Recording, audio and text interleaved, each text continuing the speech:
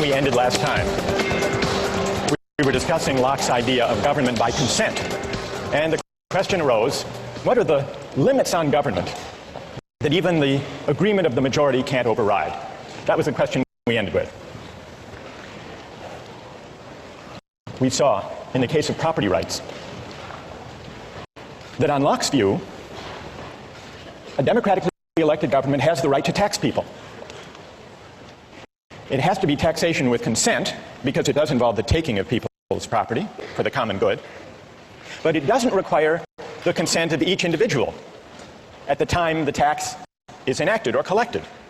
What it does require is a prior act of consent to join the society, to take on the political obligation. But once you take on that obligation, you agree to be bound by the majority. So much for taxation. But what you may ask about the right to life. Can the government conscript people and send them into battle? What about the idea that we own ourselves? Isn't the idea of self-possession violated if the government can, through coercive legislation and enforcement powers, say, you must go risk your life to fight in Iraq? What would Locke say? Does the government have the right to do that? Yes. In fact, he says in 139, he says, what matters is that the political authority, or the military authority, not be arbitrary. That's what matters. And he gives a wonderful example. He says a sergeant, even a sergeant, let alone a general, a sergeant can command a soldier to go right up to the face of the cannon, where he is almost sure to die. That the sergeant can do. The general can condemn the soldier to death for deserting his post or for not obeying even a desperate order. But with all their power over life and death, what these officers can't do is take a penny of that soldier's money. Because that has nothing to do with the rightful authority. That would be arbitrary, and it would be corrupt. So consent winds up being very powerful in Locke, not consent of the individual to the particular tax or military order, but consent to join the government and to be bound by the majority in the first place. That's the consent that matters. And it matters so powerfully that even the limited government created by the fact that we have an unalienable right to life, liberty, and property, even that limited government is only limited in the sense that it has to govern by generally applicable laws, the rule of law. It can't be arbitrary. That's Locke. Well, this raises a question about consent. Why is consent such a powerful moral instrument in creating political authority and the obligation to obey? Today we begin to investigate the question of consent by looking at a concrete case, the case of military conscription. Now, some people say, if we have a fundamental right that arises from the idea that we own ourselves, it's a violation of that right for a government to conscript citizens to go fight in wars. Others disagree. Others say that's a legitimate power of government, of democratically elected governments anyhow, and that we have an obligation to obey. Let's take the case of the United States fighting a war in Iraq. News accounts tell us that the military is having great difficulty meeting its recruitment targets. Consider three policies that the US government might undertake to deal with the fact that it's not achieving its recruiting targets. Solution number one, increase the pay and benefits to attract a sufficient number of soldiers. Option number two, shift to a system of military conscription. Have a lottery, and whosever numbers are drawn, go to fight in Iraq. System number three, outsource. Hire what traditionally have been called mercenaries. People around the world who are qualified, able to do the work, able to fight well, and who are willing to do it for the existing wage. So let's take a quick poll here. How many favor increasing the pay? Huge majority. How many favor going to conscription? 1, 2. All right, maybe a dozen people in the room favor conscription. What about the outsourcing solution? Okay, so there may be about 2-3 dozen. During the Civil War, the Union used a combination of conscription and the market system to fill the ranks of the military to fight in the Civil War. It was a system that began with conscription, but if you were drafted and didn't want to serve, you could hire a substitute to take your place. And many people did. You could pay whatever the market required in order to find a substitute. People ran ads in newspapers, in the classified ads, offering $500, sometimes $1,000 for a substitute who would go fight the Civil War in their place. In fact, it's reported that Andrew Carnegie was drafted and hired a substitute to take his place for an amount that was a little less than the amount he spent in a year on fancy cigars. Now, I want to get your views about the Civil War system. Call it the hybrid system. Conscription, but with a buyout provision. How many think it was a just system? How many would defend the Civil War system? Anybody? One? Anybody else? 2, 3, 4, 5. How many think it was unjust? Most of you don't like the Civil War system. You think it's unjust. Let's hear an objection. Why don't you like it? What's wrong with it? Yes? Well, by paying $300 for to be exempt one time around, you're really putting a price on on valuing human life. And we established earlier that's really hard to do. So they're trying to accomplish something that really isn't feasible. Good. So paying someone $300 or $500 or $1,000. You're basically saying that's what their life is worth to you. That's what their life is worth. It's putting a dollar value on life. That's good. And what's your name? Liz. Liz. Well, who has an answer for Liz? You defended the Civil War system. What do you say? If you don't like the price, then you have the freedom to not be sold or hired. So it's completely up to you. And I don't think it's necessarily putting a specific price on you. And if it's done by himself, I don't think there's anything necessarily morally wrong with that. So the person who takes the $500, let's say, he's putting his own price on his life, or on the risk of his life, right. And he should have the freedom to choose to do that. Exactly. What's your name? Jason. Jason, thank you. Now we need to hear from another critic of the Civil War system. Yes? It's a kind of coercion almost to people who have lower incomes. For Carnegie, he can totally ignore the draft. $300 right. is irrelevant in terms of his income. For right. someone of a lower income, they're essentially being coerced to be drafted. Or, it's probably they're not able to find a replacement. Or tell me your name. Sam. Sam. All right, so you say, Sam, that when a poor laborer accepts $300 to fight in the Civil War, he is in effect being coerced by that money given his economic circumstances. Whereas Carnegie can go off, pay the money, and not serve. All right, I want to hear if someone has a reply to Sam's argument that what looks like a free exchange is actually coercive. Who has an answer to Sam? Go ahead. I'd actually agree with him in saying you agree with Sam? I agree with him in saying that it is coercion in the sense that it robs the individual of his ability to reason. Probably. Okay, and what's your name? Raul. All right, so Raul and Sam agree that what looks like a free exchange, free choice, voluntary act, is actually it involves coercion. It's profound coercion of the worst kind because it falls so disproportionately upon one segment of the society. Good. All right. So Raul and Sam have made a powerful point. Who would like to reply?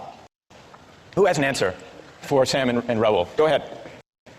I don't think that these drafting systems are really terribly different from all volunteer army sort of recruiting strategies. The whole idea of having benefits and pay for joining the army is sort of a coercive strategy to get people to join. It is true that military volunteers come from disproportionately lower economic status, and also from certain regions of the country where you can use like the patriotism to try and coerce people to feel like it's the right thing to do to volunteer and go over to Iraq. And tell me your name. Emily. All right. Emily says, and Raul, you're going to have to reply to this, so get ready.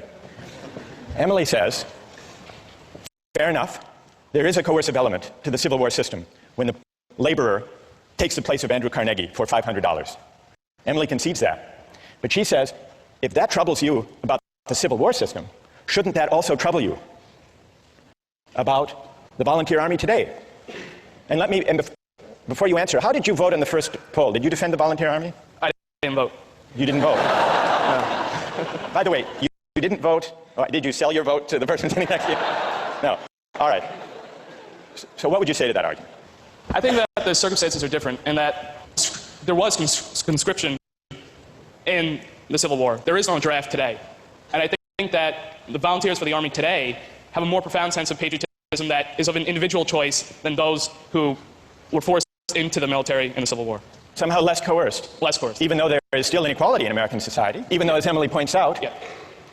the makeup of the American military is not reflective of the population as a whole. Let's just do an experiment here. How many here have either served in the military or have a family member who has served in the military? In this generation, not parents, family members, in this generation. And how many have neither served nor have any brothers or sisters who have served? Does that bear out your point, Emily? All right, now we need to hear from, most of you defended the idea of the all-volunteer military, overwhelmingly. And yet, overwhelmingly, people consider the Civil War system unjust. Sam and Raul articulated reasons for objecting to the Civil War system. It took place against a background of inequality, and therefore the choices people made to buy their way into military service were not truly free, but at least partly coerced. Then, Emily extends that argument in the form of a challenge. All right, everyone here who voted in favor of the all-volunteer army should have to explain, well, what's the difference in principle? Doesn't the all-volunteer army simply universalize the feature that almost everyone found objectionable in the Civil War buyout provision? Did I state the challenge fairly, Emily? Yes. Okay, so we need to hear from a defender of the all-volunteer military who can address Emily's challenge. Who can do that? Go ahead. The difference between the Civil War system and the all-volunteer army system is that in the Civil War, you're being hired not by the government, but by an individual. And as a result, different people who get hired by different individuals get paid different amounts. In the case of the all-volunteer army, everyone who gets hired is hired by the government and gets paid the same amount. It's precisely the universalization of essentially paying your service, you're paying your way to the army, that makes the all-volunteer army just. Emily? I guess I'd frame the principal difference slightly differently. On the all-volunteer army, it's possible for somebody to just, step aside and not really think about, the war at all. It's possible to say, well, I don't need the money. I don't need to have an opinion about this. I don't need to, feel obligated to take my part and defend my country. With a coercive system, with an explicit draft, then, there's the threat at least that every individual will have to make some sort of decision, regarding military conscription, and, perhaps in that way it's more equitable. It's true that, Andrew Carnegie might not serve in any case, but in one, he can completely step aside from it, and the other, there's some level of responsibility. While you're there, Emily, so what system do you favor? Conscription? I would be hard-pressed to say, but I think so, because it makes the whole country feel a sense of responsibility for the conflict, instead of, having a war that's maybe ideologically supported by a few, but only if there's no, real responsibility. Good. Who wants to reply? Go ahead. So I'm just going to say that the fundamental difference between the all-volunteer army and then the army in the Civil War is that in the all-volunteer army, if you want to volunteer, that comes first, and then the pay comes after. Whereas in the Civil War system, the people who are accepting the pay aren't necessarily doing it because they want to. They're just doing it for the money first. What motivation beyond the pay do you think is operating in the case of the all-volunteer army? Like patriotism for the country. Patriotism. Well, what about and a desire to defend the country. I mean, right. there is some motivation in pay, but the fact that it's first and foremost an all-volunteer army will motivate them, I think, personally. You think it's better, and tell me your name. Jackie. Jackie, do you think it's better if people serve in the military out of a sense of patriotism than just for the money? Yes, definitely, because the people that was one of the main problems in the Civil War army, is that the people that you're getting to go in it, or to go to war, aren't necessarily people who want to fight, and so they won't be as good soldiers as they will be had they been there because they wanted to be. All right, what about Jackie's having raised the question of patriotism? That patriotism is a better or a higher motivation than money for military service. Who would like to address that question? Go ahead. Patriotism absolutely is not necessary in order to be a good soldier, because mercenaries can do just as good of a job as anyone who waves the American flag around and wants to defend what the government believes that we should do. Did you favor the outsourcing solution? Yes, sir. And all right, so let Jackie respond. What's your name? Philip. What about that, Jackie? So much for patriotism.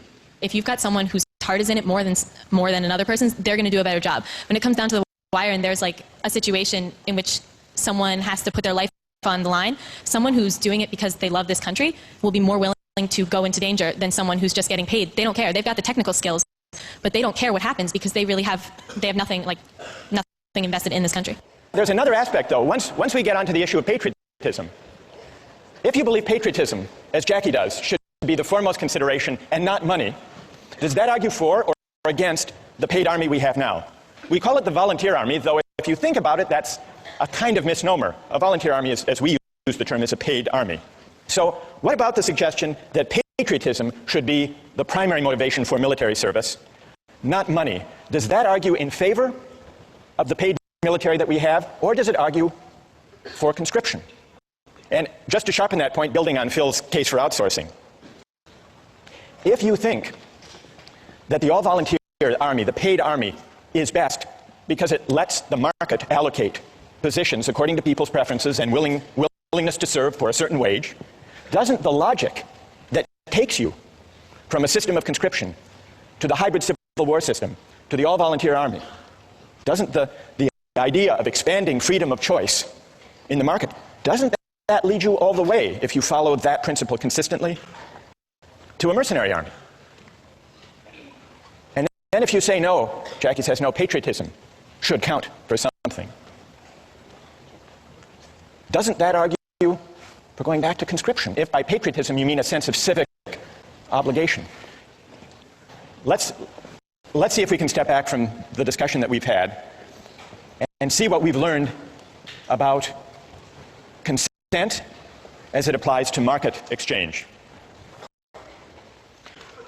We've really heard two arguments against the use of markets and exchange in the allocation of military service. One was the argument raised by Sam and Raoul, the argument about coercion. The objection that letting the market allocate military service may be unfair and may not even be free if there's severe inequality in the society, so that people who buy their way into military service are doing so not because they really want to, but because they have so few economic opportunities that that's their best choice. And Sam and Raoul say there's an element of coercion in that. That's one argument.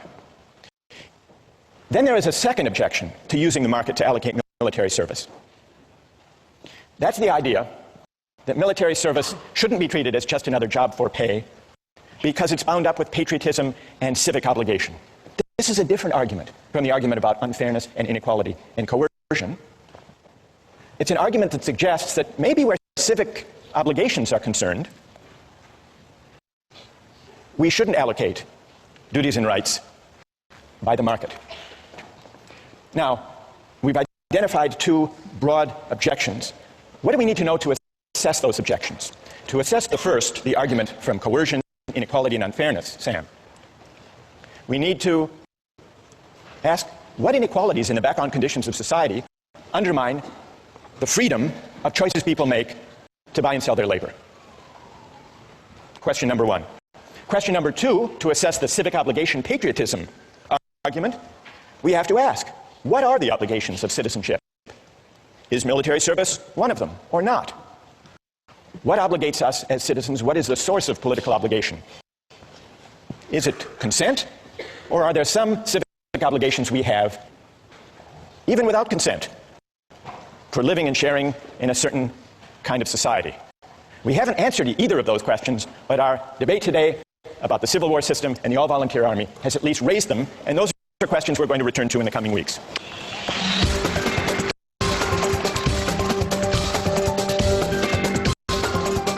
Do you think you should be able to bid for a baby that's up for adoption? That's Andrew's challenge. Do I think I should be able to bid for a baby? I'm not sure. It's a market. I mean, Today, I'd like to turn our attention and get your views about an argument over the role of markets in the realm of human reproduction and procreation. Now, with infertility clinics, people advertise for egg donors. And from time to time in the Harvard Crimson, ads appear for egg donors. Have you seen them? There was one that ran a few years ago that wasn't looking for just any egg donor. It was an ad that offered a large financial incentive for an egg donor from a woman who was intelligent, athletic, at least 5'10", and with at least 1,400 or above on her SATs. How much do you think the person looking for this egg donor was willing to pay for an egg from a woman of that description? What would you guess? $1,000? 15,000? 10? I'll show you the ad. $50,000 for an egg, but only a premium egg. What do you think about that? Well, there are also sometimes ads in the Harvard Crimson and other college newspapers for sperm donors. So the market in reproductive capacities is an equal opportunity market. Well, not exactly equal opportunity. They're not offering $50,000 for sperm. But there is a company, a large commercial sperm bank, that markets sperm. It's called California Cryobank. It's a for-profit company. It imposes exacting standards on the sperm it recruits. And it has offices in Cambridge between Harvard and MIT, and in Palo Alto near Stanford. Cryobank's marketing materials play up the prestigious source of its sperm. Here is from the website of Cryobank the information. Here they talk about the compensation. Although compensation should not be the only reason for becoming a sperm donor, we are aware of the considerable time and expense involved in being a donor.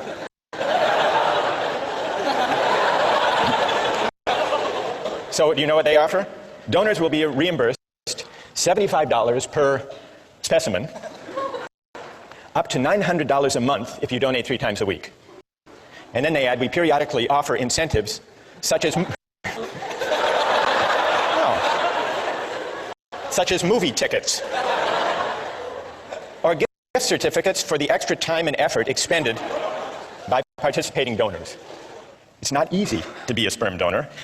They accept fewer than 5% of the donors who apply. Their admission criteria are more demanding than Harvard's. The head of the sperm bank said the ideal sperm donor is 6 feet tall, with a college degree, brown eyes, blonde hair, and dimples. For the simple reason that these are the traits that the market has shown the customers want. Quoting the head of the sperm bank, if our customers wanted high school dropouts, we would give them high school dropouts. So here are 2 instances, the market in eggs for donation and the market in sperm, that raise a question about whether eggs and sperm should or should not be bought and sold for money. As you ponder that, I want you to consider another case involving a market and, in fact, a contract in the human reproductive capacity. And this is the case of commercial surrogate motherhood. And it's a case that wound up in court some years ago. It's the story of Baby M. It began with William and Elizabeth Stern, a professional couple, wanting a baby, but they couldn't have one on their own, at least not without medical risk to Mrs. Stern. They went to an infertility clinic where they met Mary Beth Whitehead, a 29-year-old mother of 2, the wife of a sanitation worker. She had replied to an ad that the center had placed seeking the service of a surrogate mother. They made a deal. They signed a contract in which William Stern agreed to pay Mary Beth Whitehead a $10,000 fee plus all expenses, in exchange for which Mary Beth Whitehead agreed to be artificially inseminated with William Stern's sperm, to bear the child, and then to give the baby to the Sterns. Well, you probably know how the story unfolded. Mary Beth gave birth and changed her mind. She decided she wanted to keep the baby. The case wound up in court in New Jersey. So let's put aside any legal questions and focus on this issue as a moral question. How many believe that the right thing to do in the Baby M case would have been to uphold the contract, to enforce the contract? And how many think the right thing to do would have been not to enforce that contract? So it's about, the majority say enforce, So let's now hear the reasons that people had, either for enforcing or refusing to enforce this contract. First, from those, I want to hear from someone in the majority. Why do you uphold the contract? Why do you enforce it? Who can offer a reason? Yes. Hand up. It's a binding contract. All the parties involved knew the terms of the contract before any action was taken. It's a voluntary agreement. The mother knew what she was getting into. All four intelligent adults, regardless of formal education, whatever. So it makes sense if you know what you're getting into beforehand and you make a promise, you should uphold that promise in the end. Okay, a deal is a deal, in other words. Exactly. And what's your name? Patrick. Is Patrick's reason the reason that most of you in the majority favored upholding the contract? Yes? All right, let's hear now someone who would not enforce the contract. What do you say to Patrick? Why not? Yes. Well, I mean, I agree. I think contracts should be upheld when all the parties know all the information. But in this case, I don't think there's a way a mother, before the child exists, could actually know how she's going to feel about that child. So I don't think the mother actually had all the information. She didn't know the person that was going to be born and didn't know how much she would love that person. So that's my argument. So you would not, and what's your name? Evan Wilson. Evan says he would not uphold the contract because when it was entered into, the surrogate mother couldn't be expected to know in advance how she would feel. So she didn't really have the relevant information when she made that contract. Who else? Who else would not uphold the contract? Yes. I also think that a contract should generally be upheld, but I think that the child has an inalienable right to its actual mother, and I think that if that mother wants it, then that child should have the right to that mother. You mean the biological mother, not the adoptive mother? Right. And why is that? First of all, tell me your name. Anna. Anna. Why is that, Anna? Because I think that that bond that is created by nature is stronger than any bond that is created by a contract. Good. Thank you. Who else? Yes. I disagree. I don't think that a child has an inalienable right to her biological mother. I think that adoption and surrogacy are both legitimate trade-offs. And I agree with the point made that it's a voluntary agreement. An individual made it. It's a voluntary agreement. And you can't apply coercion to this argument. You can't apply the objection from coercion to this argument. Correct. What's your name? Kathleen. Kathleen, what do you say to Evan that though there may not have been... Evan claimed that the consent was tainted, not by coercion, but by lack of adequate information. She couldn't have known the relevant information, namely how she would feel about the child. What do you say to that? I don't think the emotional content of her feelings plays into this. I think, in a case of law, in the justice of this scenario, her change of feelings are not relevant. If I give up my child for adoption, and then I decide later on that I really want that child back, too bad. It's a trade-off. It's a trade-off that the mother has made. So a deal is a deal. You agree with Patrick? I agree with Patrick. A deal is a deal. Yes. Good. Yes. I would say that, though I'm not really sure if I agree with the idea that the child has a right to their mother, I think the mother definitely has a right to her child. And I also think that there are some areas where market forces shouldn't necessarily penetrate. I think that the whole surrogate mother area smacks a little bit of dealing in human beings. It seems dehumanizing. And it doesn't really seem right. So that's my main reason. And tell us your name. I'm Andrew. Andrew, what is dehumanizing about buying and selling the right to a child for money? What is dehumanizing about it? Well, because you're buying someone's biological right. I mean, you can't, in the law, as it's stated, you can't sell your own child. Like, for you to have a child, I believe that the law prohibits you selling it to another person or so this is like baby selling? Right. To a certain extent. I mean, though there is a contract with another person, you've made agreements and whatnot, there is an undeniable emotional bond that takes place between a mother and a child. And it's wrong to simply ignore this because you've written out something contractually. Right, you want to reply to Andrew? Stay there.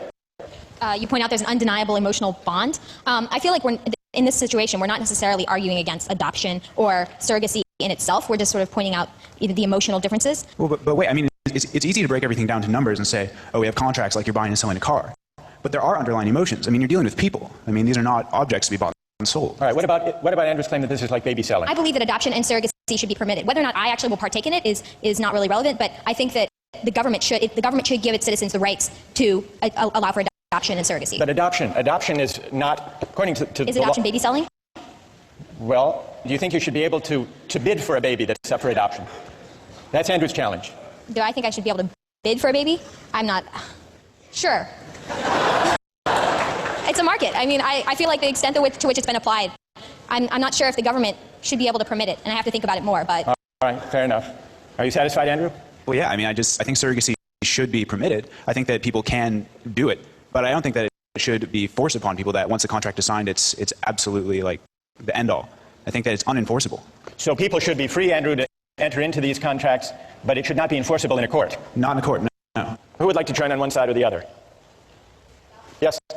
I think I have an interesting perspective on this because my brother was actually one of the people who donated to a sperm bank, and he was paid a very large amount of money. He was 6 feet tall, but not blonde. He had dimples, though. So he actually has, I'm an aunt now, and he has a daughter. He donated his sperm to a lesbian couple in Oklahoma, and he has been contacted by them, and he has seen pictures of his daughter, but he still does not feel an emotional bond to his daughter. He just has a sense of curiosity about what she looks like and what she's doing and how she is. He doesn't feel love for his child. So from this experience, I think the bond between a mother and a child cannot be compared to the bond between the father and the child. That's really interesting. What's your name? Vivian. Vivian. So we've got the case of surrogacy, commercial surrogacy. And it's been compared to baby selling, and we've been exploring whether that analogy is apt. And it can also be compared, as you point out, to sperm selling. But you're saying that sperm selling and baby selling, or even surrogacy, are very different. Yes, they're unequal services. They're unequal services. Mm-hmm. And that's because, Vivian, you say that the tie, the bond. Yes, and also the time investment that's given by a mother, 9 months, sure, cannot be compared to a man going into a sperm bank, looking at pornography, and, depositing into a cup. I don't think those are equal. Good. All right. So we... Because that's what happens in a sperm bank. All right. So this is really interesting. We have... All right, notice the arguments that have come out so far. The objections to surrogacy, the objections to enforcing that contract, are of at least two kinds. There was the objection about tainted consent, this time not because of coercion or implicit coercion, but because of imperfect or flawed information.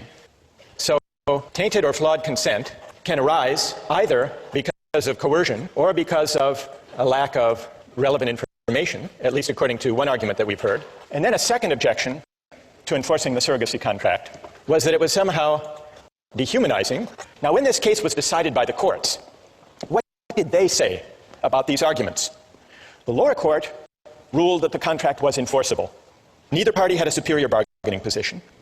A price for the service was struck and a bargain was reached. One side didn't force the other. Neither had disproportionate bargaining power. Then it went to the New Jersey Supreme Court. And what did they do? They said this contract is not enforceable.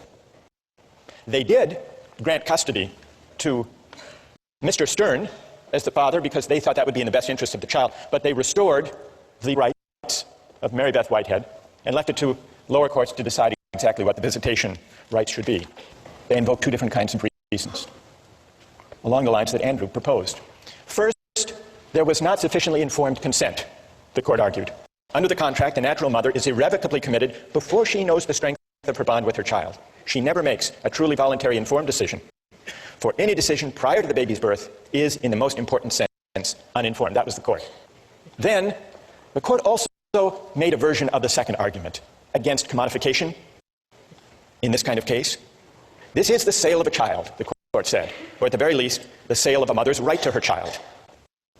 Whatever idealism may motivate the participants, the profit motive predominates, permeates, and ultimately governs the transaction. And so regardless, the court said, regardless of any argument about consent or flawed consent or full information, there are some things in a civilized society that money can't buy. That's what the court said in voiding this contract. Well, what about these two arguments against the extension of markets to procreation and to reproduction? How persuasive are they?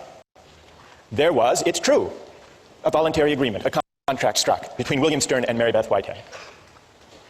But there are at least two ways that consent can be other than truly free. First, if people are pressured or coerced to give their agreement. And second, if their consent is not truly informed. And in the case of surrogacy, the court said, a mother can't know, even one who already has kids of her own, what it would be like to bear a child and give it up for pay. So in order to assess criticism, objection number one, we have to figure out just how free does a voluntary exchange have to be with respect to the bargaining power and equal information. Question number one.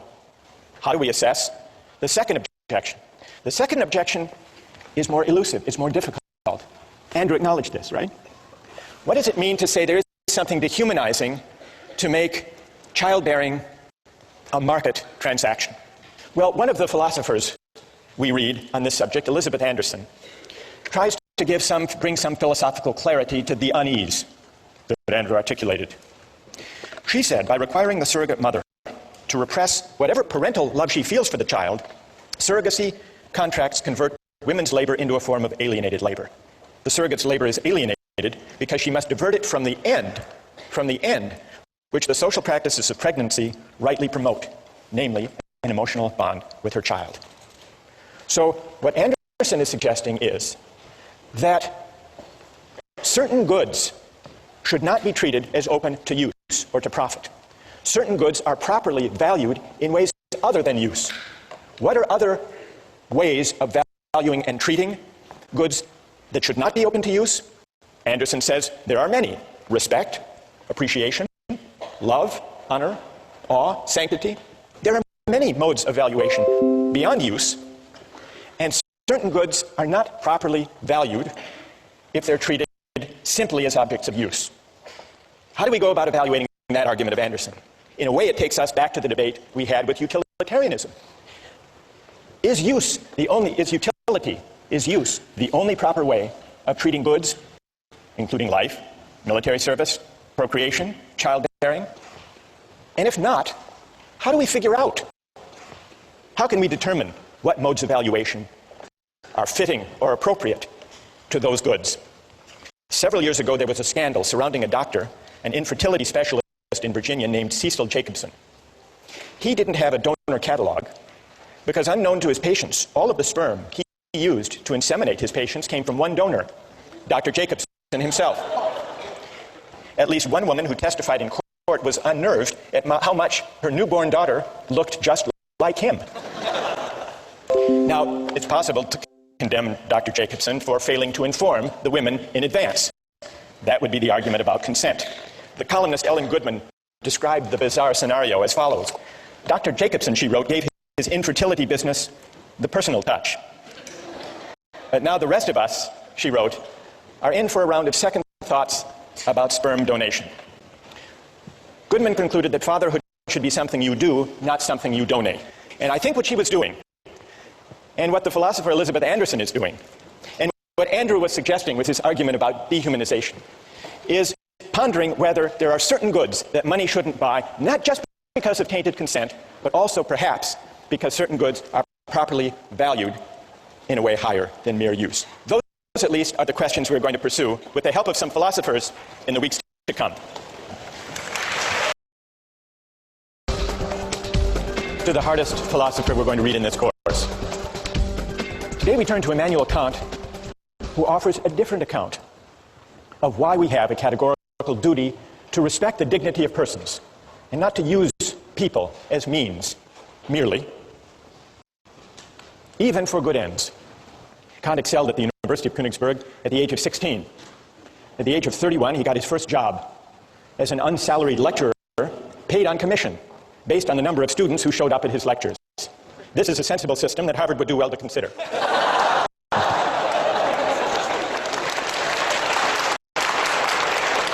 Luckily for Kant, he was a popular lecturer and also an industrious one, and so he eked out a meager living. It wasn't until he was 57 that he published his first major work. But it was worth the wait. The book was The Critique of Pure Reason, perhaps the most important work in all of modern philosophy. And a few years later, Kant wrote the groundwork for the metaphysics of morals, which we read in this course. I want to acknowledge, even before we start, that Kant is a difficult thinker. But it's important to try to figure out what he's saying, because what this book is about is, well, it's about what the supreme principle of morality is, number one, and it's also, it gives us an account, one of the most powerful accounts we have, of what freedom really is. So let me start today. Kant rejects utilitarianism. He thinks that the individual person, all human beings, have a certain dignity that commands our respect. the reason the individual is sacred or the bearer of rights according to Kant doesn't stem from the idea that we own ourselves, but instead from the idea that we are all rational beings. We're all rational beings, which simply means that we are beings who are capable of reason. We are also autonomous beings, which is to say that we are beings capable of acting and choosing freely. Now, this capacity for reason and freedom isn't the only capacity we have. We also have the capacity for pain and pleasure, for suffering and satisfaction. Kant admits the utilitarians were half right. Of course, we seek to avoid pain, and we like pleasure. Kant doesn't deny this. What he does deny is Bentham's claim that pain and pleasure are our sovereign masters. He thinks that's wrong. Kant thinks that it's our rational capacity that makes us distinctive, that makes us special, that sets us apart from and above mere animal existence. It makes us something more than just physical creatures with appetites. Now, we often think of freedom as simply consisting in doing what we want, or in the absence of obstacles to getting what we want. That's one way of thinking about freedom. But this isn't Kant's idea of freedom. Kant has a more stringent, demanding notion of what it means to be free. And though it's stringent and demanding, if you think it through, it's actually pretty persuasive. Kant reasons as follows. When we, like animals, seek after pleasure, or the satisfaction of our desires, or the avoidance of pain, when we do that, we aren't really acting freely. Why not? We're really acting as the slaves of those appetites and impulses. I didn't choose this particular hunger or that particular appetite. And so when I act to satisfy it, I'm just acting according to natural necessity. And for Kant, freedom is the opposite of necessity. There was an advertising slogan for the soft drink Sprite a few years ago. The slogan was, "Obey your thirst." There's a Kantian insight buried in that Sprite advertising slogan. That, in a way, is Kant's point. When you go for Sprite or Pepsi, you might think that you're choosing freely, Sprite versus Pepsi, but you're actually obeying something, a thirst, or maybe a desire manufactured or massaged by advertising. You're obeying a prompting that you yourself haven't chosen or created. And here, it's worth noticing Kant's specially demanding idea of freedom. What way of acting, how can my will be determined if not by the promptings of nature, or my hunger, or my appetite, or my desires? Kant's answer, to act freely, is to act autonomously. And to act autonomously is to act according to a law that I give myself, not according to the physical laws of nature, or to the laws of cause and effect, which include my desire to eat or to drink or to choose this food in a restaurant over that. Now, what is the opposite? What is the opposite of autonomy? For Kant, he invents a special term to describe the opposite of autonomy. Heteronomy is the opposite of autonomy.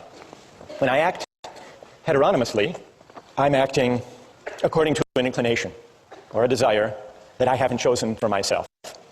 So freedom as autonomy is the specially stringent idea that Kant insists on. Now, why is autonomy the opposite of acting heteronomously or according to the dictates of nature? Kant's point is that nature is governed by laws of cause and effect, for example. Suppose you drop a billiard ball. It falls to the ground. We wouldn't say the billiard ball is acting freely. Why not? It's acting according to the law of nature, according to the laws of cause and effect, the law of gravity.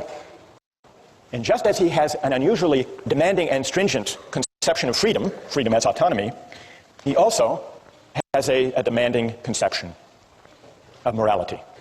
To act freely is not to choose the best means to a given end, it's to choose the end itself for its own sake.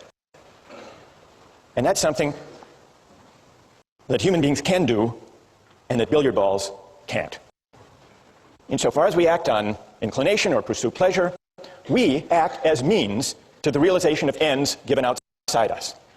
We are instruments rather than authors of the purposes we pursue. That's the heteronymous determination of the will. On the other hand, insofar as we act autonomously, according to a law we give ourselves, we do something for its own sake, as an end in itself. When we act autonomously, we cease to be instruments to purposes given outside us. We become, or we can come to think of ourselves, as ends in ourselves.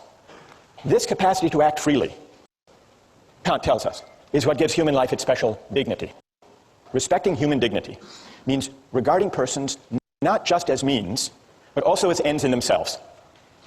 And this is why it's wrong to use people for the sake of other people's well-being or happiness. This is the real reason, Kant says, that utilitarianism goes wrong. This is the reason it's important to respect the dignity of persons and to uphold their rights. So even if there are cases, remember John Stuart Mill said, well, in the long run, if we uphold justice and respect the dignity of persons, we will maximize human happiness. What would Kant's answer be to that? What would his answer be? Even if that were true, even if the calculus worked out that way, even if you shouldn't throw the Christians to the lions because in the long run, fear will spread, the overall utility will decline. The utilitarian would be upholding justice and rights and respect for persons for the wrong reason, for a purely contingent reason, for an instrumental reason. It would still be using people, even where the calculus works out for the best in the long run, it would still be using people as means rather than respecting them as ends in themselves. So that's Kant's idea of freedom as autonomy, and you can begin to see how it's connected to his idea of morality. But we still have to answer one more question. What gives an act its moral worth in the first place? If it can't be directed at utility or satisfying wants and desires, what gives an action its moral worth? This leads us from Kant's demanding idea of freedom to his demanding idea of morality. What does Kant say? What makes an action morally worthy consists not in the consequences or in the results that flow from it. What makes an action morally worthy has to do with the motive, with the quality of the will, with the intention for which the act is done. What matters is the motive, and the motive must be of a certain kind. So the moral worth of an action depends on the motive for which it's done, and the important thing is that the person do the right thing for the right reason. A good will isn't good because of what it affects or accomplishes, Kant writes. It's good in itself. Even if by its utmost effort the good will accomplishes nothing, it would still shine like a jewel for its own sake as something which has its full value in itself. And so for any action to be morally good, it's not enough that it should conform to the moral law. It must also be done for the sake of the moral law. The idea is that the motive confers the moral worth on an action. And the only kind of motive that can confer moral worth on an action is the motive of duty. Well, what's the opposite of doing something out of a sense of duty because it's right? Well, for Kant, the opposite would be all of those motives having to do with our inclinations. And inclinations refer to all of our desires, all of our contingently given wants, preferences, impulses, and the like. Only actions done for the sake of the moral law, for the sake of duty, only these actions have moral worth. Now, I want to see what you think about this idea, but first let's consider a few examples. Kant begins with an example of a shopkeeper. He wants to bring out the intuition and make plausible the idea that what confers moral worth on an action is that it be done because it's right. He says, suppose there's a shopkeeper and an inexperienced customer comes in. The shopkeeper knows that he could give the customer the wrong change, could shortchange the customer and get away with it, that at least that customer wouldn't know. But the shopkeeper nonetheless says, well, if I shortchange this customer, word may get out, my reputation would be damaged, and I would lose business. So I won't shortchange this customer. The shopkeeper does nothing wrong. He gives the correct change. But does his action have moral worth? Kant says no. It doesn't have moral worth because the shopkeeper only did the right thing for the wrong reason, out of self-interest. That's a pretty straightforward case. Then he takes another case, the case of suicide. He says we have a duty to preserve ourselves. Now, for most people who love life, we have multiple reasons for not taking our own lives. So the only way we can really tell, the only way we can isolate the operative motive for someone who doesn't take his or her life is to imagine someone who's miserable and who, despite having an absolutely miserable life, nonetheless recognizes the duty to preserve oneself and so does not commit suicide. That's the force of the example, is to bring out the motive that matters. And the motive that matters for morality is doing the right thing for the sake of duty. Let me just give you a couple of other examples. The Better Business Bureau. What's their slogan? The slogan of the Better Business Bureau? Honesty is the best policy. It's also the most profitable. This is the Better Business Bureau's full-page ad in the New York Times. Honesty. It's as important as any other asset, because a business that deals in truth, openness, and fair value cannot help but do well. Come join us and profit from it. What would Kant say about the moral worth of the honest dealings of members of the Better Business Bureau? What would he say? That here's a perfect example that if this is the reason that these companies deal honestly with their customers, their action lacks moral worth. This is Kant's point.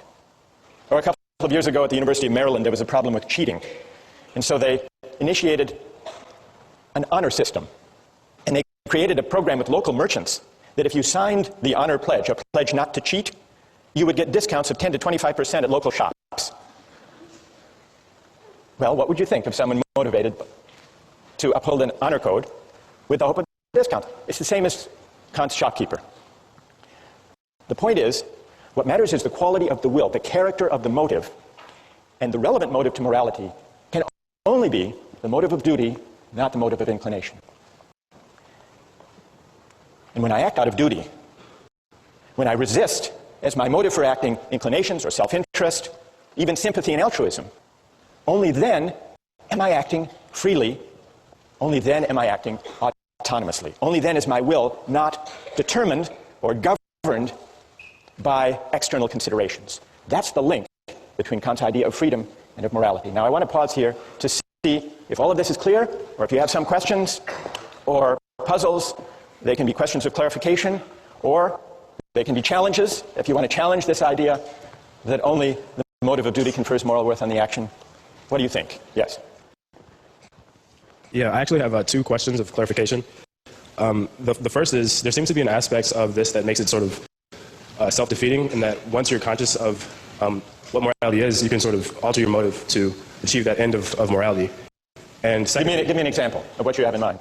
The shopkeeper example, if he decides that he wants to give the person the money to do the right thing, and he decides that's his motive to do so because he wants to be moral, then isn't that sort of defeating isn't that sort of defeating the purity of his action if morality is determined by his motive? His motive is then to act morally. So you're imagining a case not of the purely selfish calculating shopkeeper, but of one who says, well, he may consider shortchanging the customer, but then he says, not, well, my reputation might suffer if word gets out, but instead he says, actually, I would like to be the kind of honest person who gives the right change to customers simply because it's the right thing to do. Or simply because I want to be moral. Because I want to be moral. I want to be a good person. And so I'm going to conform all of my actions to what morality requires. It's a subtle point. It's a good question. Kant does acknowledge, you're pressing Kant on an important point here. Kant does say there has to be some incentive to obey the moral law. It can't be a self-interested incentive. That would defeat it by definition. So he speaks of a different kind of incentive from an inclination. He speaks of reverence for the moral law. So if that shopkeeper says, I want to develop a reverence for the moral law, and so I'm going to do the right thing, then I think he's there. He's there as far as Kant's concerned. Because he's formed, his motive, his will, is conforming to the moral law once he sees the importance of it. So it would count. It would count. All right, and then secondly, very quickly, what stops morality from becoming completely objective in this point? What stops morality from becoming completely subjective? Yeah, like how can if morality is completely determined by your morals, then how can you apply this, or how can it be That's enforced? also a great question. What's your name? My name is Amadi. Amadi? All right. If acting morally means acting according to a moral law out of duty, and if it's also to act freely in the sense of autonomously, it must mean that I'm acting according to a law that I give myself. That's what it means to act autonomously. Amadi is right about that. But that does raise a really interesting question. If acting autonomously means acting according to a law I give myself, that's how I escape the chain of cause and effect and the laws of nature. What's to guarantee that the law I give myself when I'm acting out of duty is the same as the law that Amadi is giving himself, and that each of you gives yourselves? Well, here's the question. How many moral laws, from Kant's point of view, are there in this room? Are there 1,000, or is there one? He thinks there's one, which in a way does go back to this question. All right, what is the moral law? What does it tell us? So what guarantees? It sounds like to act autonomously is to act according to one's conscience, according to a law one gives oneself. But what guarantees that if we all exercise our reason, we will come up with one and the same moral law? That's what Amadi wants to know. Here's Kant's answer. The reason that leads us to the law we give ourselves as autonomous beings is a reason. It's a kind of practical reason that we share as human beings. It's not idiosyncratic. The reason we need to respect the dignity of persons is that we're all rational beings. We all have the capacity for reason, and it's the exercise of that capacity for reason, which exists undifferentiated in all of us, that makes us worthy of dignity, all of us. And since it's the same capacity for reason, unqualified by particular autobiographies and life circumstances, it's the same universal capacity for reason that delivers the moral law. It turns out that to act autonomously is to act according to a law we give ourselves, exercising our reason. That is the reason we share with everyone as rational beings, not the particular reasons we have given our upbringings, our particular values, our particular interests. It's pure practical reason in Kant's terms, which legislates a priori, regardless of any particular contingent or empirical ends. Well, what moral law would that kind of reason deliver? What is its content? To answer that question, you have to read the groundwork, and we'll continue with that question next time.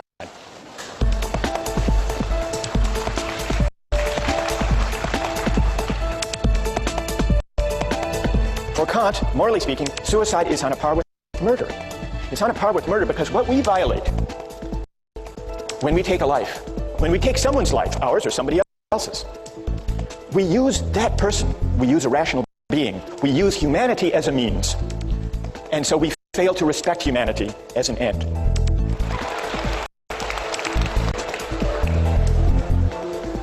Today we turn back to Kant. Before we do, remember, this is the week by the end of which all of you will basically get Kant, figure out what he's up to. You're laughing. No, it will happen. Kant's groundwork is about two big questions. First, what is the supreme principle of morality? Second, how is freedom possible? Two big questions. Now, one way of making your way through this dense philosophical book is to bear in mind a set of oppositions or contrasts or dualisms that are related. Today I'd like to talk about them. Today we're going to answer the question, what, according to Kant, is the supreme principle of morality? And in answering that question, in working our way up to Kant's answer to that question,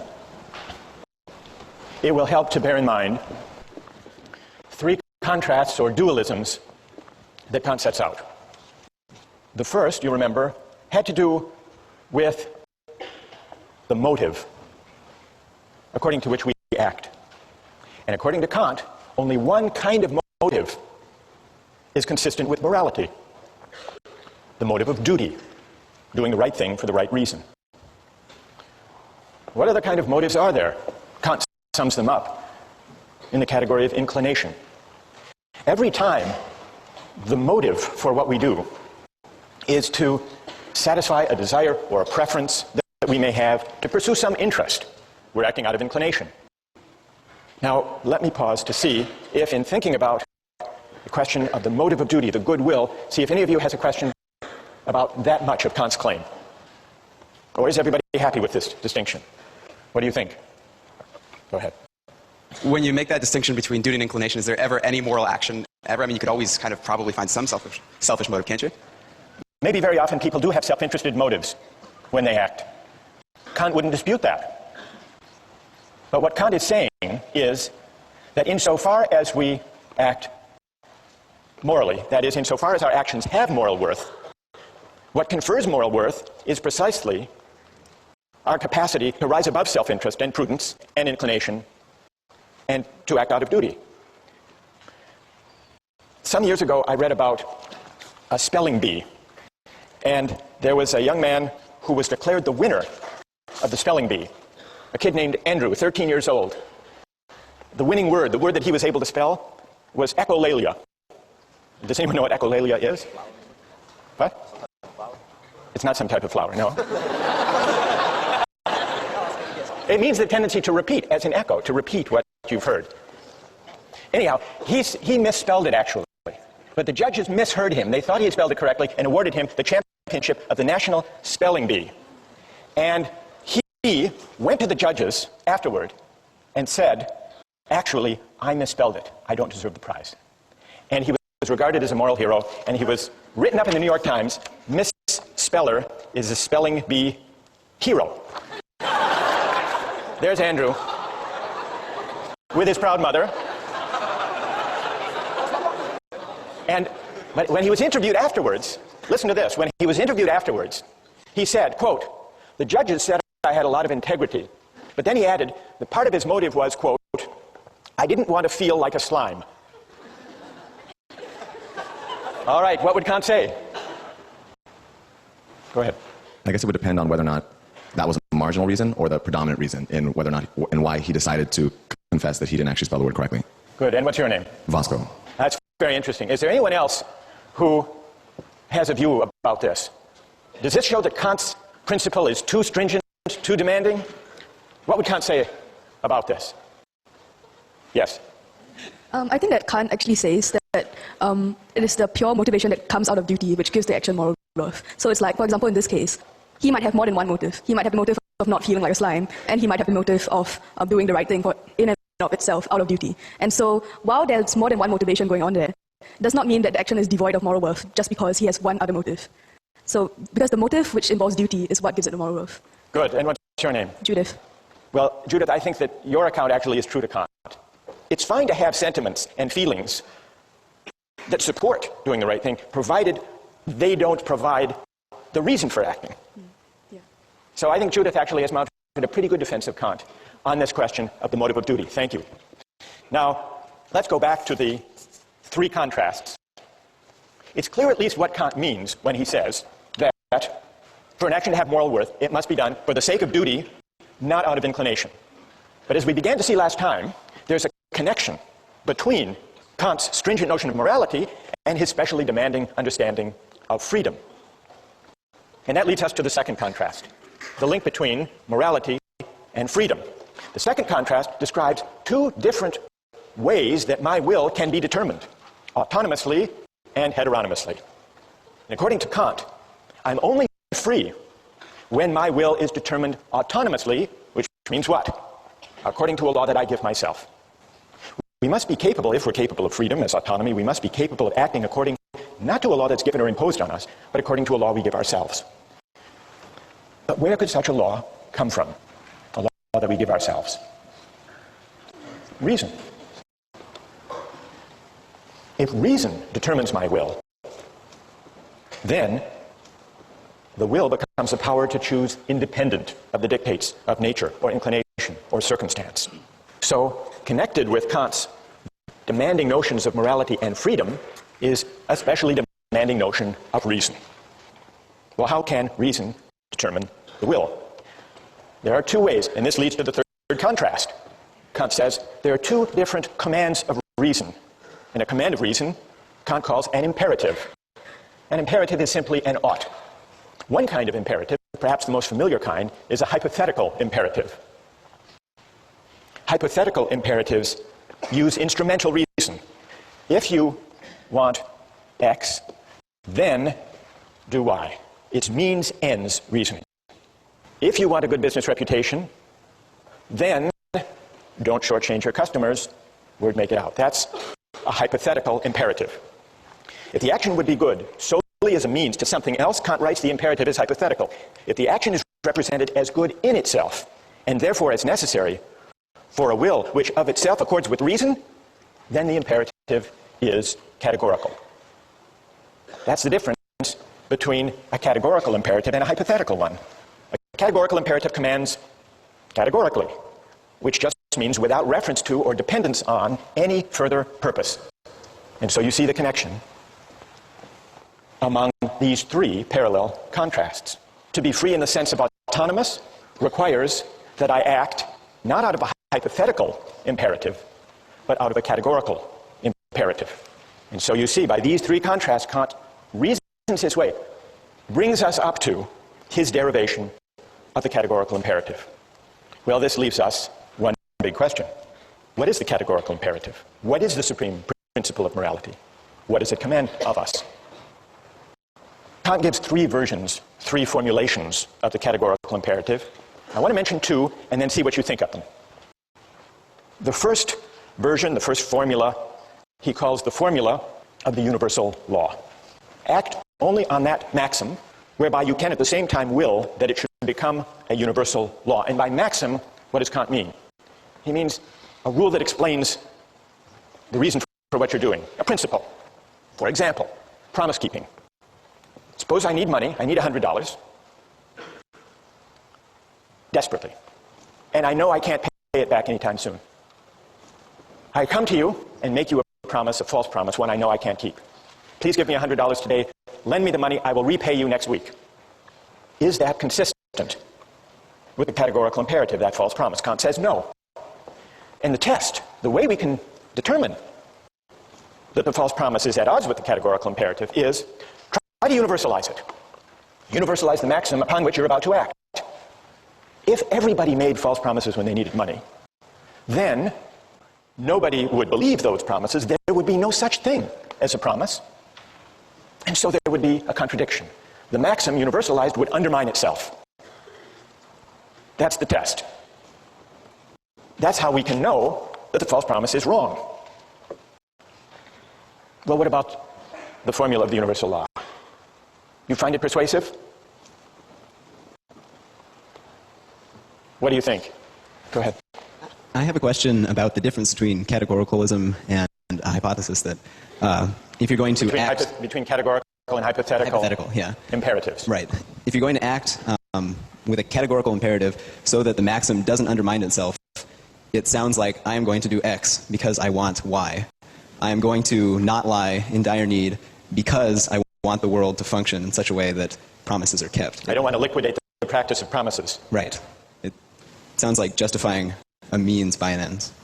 It seems like an instance of consequentialist reasoning, you're saying. Right. And what's your name? Tim. Tim. Well, Tim, John Stuart Mill agreed with you. He made this criticism of Kant. He said, if I universalize the maxim and find that the whole practice of promise keeping would be destroyed if universalized, I must be appealing somehow to consequences. Right. If that's the reason not to tell a false promise. So John Stuart Mill agreed with that criticism against Kant. But John Stuart Mill was wrong. You're in good company, though. You're in good company, Tim. Kant is often read, as Tim just read him, as appealing to consequences. The world would be worse off if everybody lied, because then no one could rely on anybody else's word. Therefore, you shouldn't lie. That's not what Kant is saying exactly, although it's easy to interpret him as saying that. I think what he's saying is that this is the test. This is the test of whether the maxim corresponds with the categorical imperative. It isn't exactly the reason. It's not the reason. The reason you should universalize to test your maxim is to see whether you are privileging your particular needs and desires over everybody else's. It's a way of pointing to this feature, this demand of the categorical imperative, that the reasons for your action shouldn't depend, with their justification, on your interests, your needs, your special circumstances being more important than somebody else's. That, I think, is the moral intuition lying behind the universalization test. So let me spell out Kant's second version of the categorical imperative, perhaps in a way that's more intuitively accessible than the formula of universal law. It's the formula of humanity as an end. Kant introduces the second version of the categorical imperative with the following line of argument. We can't base the categorical imperative on any particular interests, purposes, or ends, because then it would be only relative to the person whose ends they were. But suppose there was something whose existence has in itself an absolute value, an end in itself, then in it, and in it alone, would there be the ground of a possible categorical imperative? Well, what is there that we can think of as having its end in itself? Kant's answer is this. I say that man, and in general every rational being, exists as an end in himself, not merely as a means for arbitrary use by this or that will. And here Kant distinguishes between persons on the one hand and things on the other. Rational beings are persons. They don't just have a relative value for us, but if anything they have an absolute value, an intrinsic value. That is, rational beings have dignity. They're worthy of reverence and respect.